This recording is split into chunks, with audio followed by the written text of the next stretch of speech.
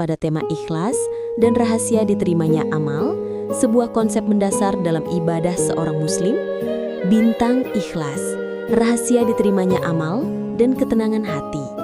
Assalamualaikum warahmatullahi wabarakatuh. Saudaraku seiman, kita berusaha keras melakukan ibadah. Kita salat, puasa, berhaji, dan bersedekah. Namun, ada satu syarat mutlak agar amal-amal berat ini tidak sia-sia, yaitu ikhlas. Ikhlas, al-ikhlas, secara bahasa berarti memurnikan atau membersihkan.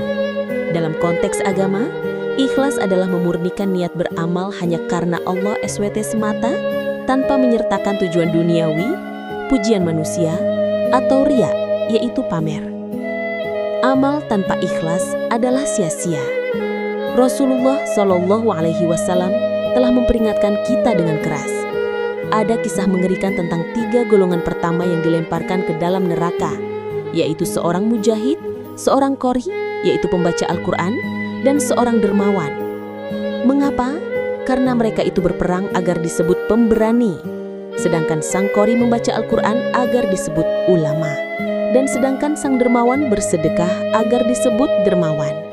Mereka semua telah mendapatkan pujian yang mereka cari di dunia, namun di akhirat niat mereka kosong dari keikhlasan, sehingga amal mereka tertolak dan menjadi sia-sia.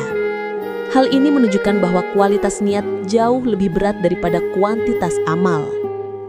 Ikhlas dan ketenangan hati.